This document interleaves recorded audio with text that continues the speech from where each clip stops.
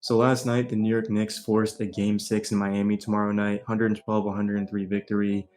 Jalen Brunson had the game of his life. Went out there, played 48 minutes, had 38 points, 9 rebounds, 7 assists. Overall, Brunson, he just elevates his game when it matters. He was locked in. There was no way he was going to let us lose that. Moving forward, though, we need to see more out of Julius Randle, right? In this game, Randle played well, 7 of 13, 4 of 7, did have 4 turnovers, which that needs to go down. Obviously, he missed 4 free throws as well. But we saw a version of Randle that we just need moving forward. If we're going to win this series, we need Julius Randle, right? It's not like we're sitting Randle playing Obi and, okay, we're winning.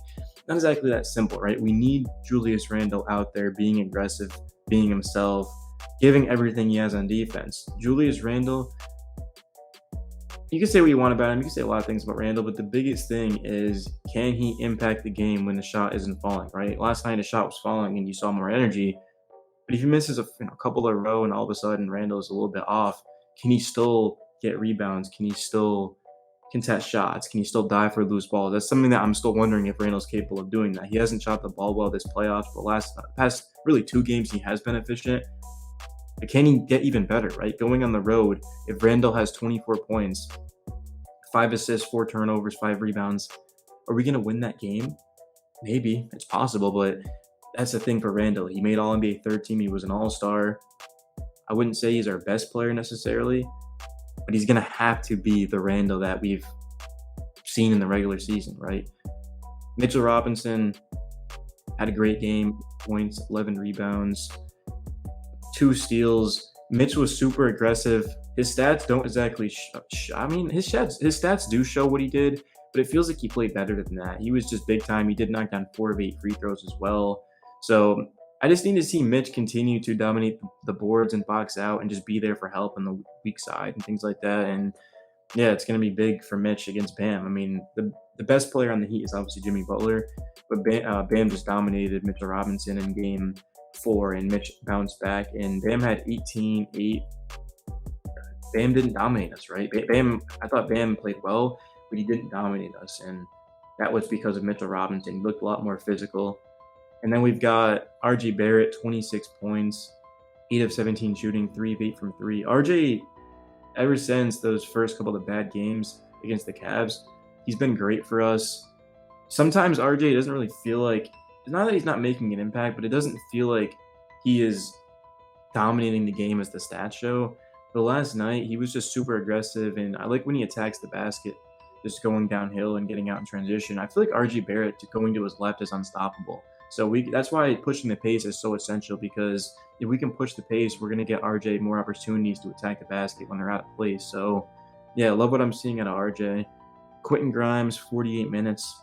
A lot of people aren't going to realize that Grimes played 48 minutes. I mean, if you're like a Knicks fan and saw the game, obviously, but if you didn't see the game and you just kind of watching the stats, like, watching like ESPN or something, you're not going to understand that Grimes played 48 minutes, a tough 48 minutes as well. Ended up getting hit on a screen by Bam Adebayo late in that fourth quarter, and was still able to get a steal off of Jimmy and give his team, of course, a big stop there. So we're just a much better team with Grimes in the starting lineup. Offensively speaking is the thing for Grimes. Can he consistently give us what we need? But defensively, we know what he brings to the table, and we just need Grimes in the starting lineup.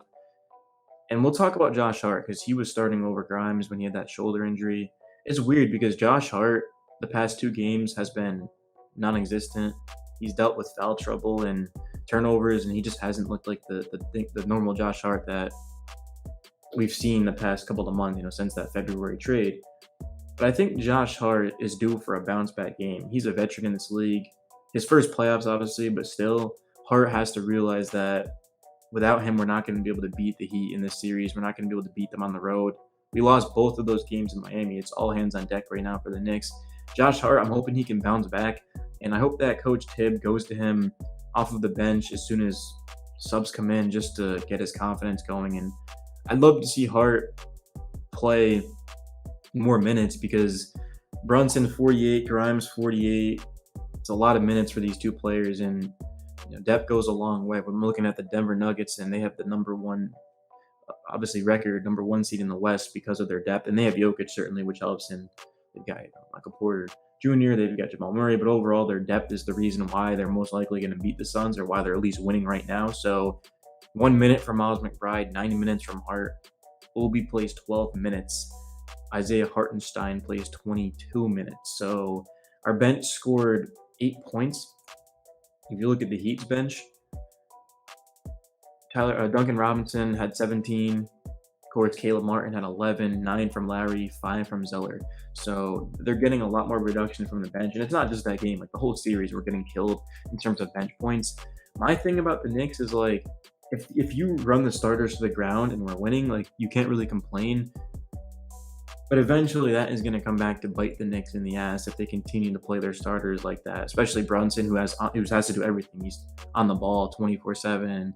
Of course, Brunson gets attacked defensively, not because he's bad. Brunson's an above average defender statistically, but they're not going to let Brunson play no defense and then dominate them in offense. So Brunson's playing tough defense. He's putting his body on the line, his life on the line out there for the Knicks on both sides. So that's kind of my thing, is Miles McBride can certainly give us a lot of production. He played 1 minute and was a +3, but we know he can defend. We know he can confidently step into threes and knock them down. Miles McBride's a good player, and I just don't see a reason to why Jalen Brunson needs to be playing 48 minutes. If he didn't play 48 minutes, could we have lost that game? Maybe. But moving forward, I think Miles McBride certainly deserves more run.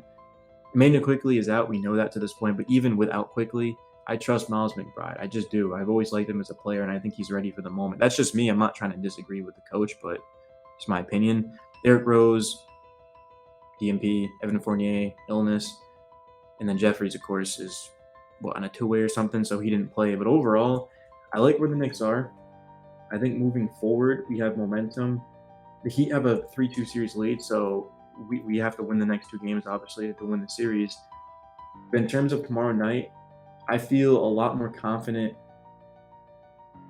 now than I did before the game. And I mean, it makes sense, we won the game.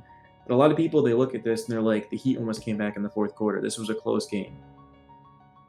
Yeah, you're right. But the Knicks don't need to blow out the Heat. They just need to win the game. And it's also how the Knicks won the game. They did a lot of things right. Missing free throws, turning the ball over.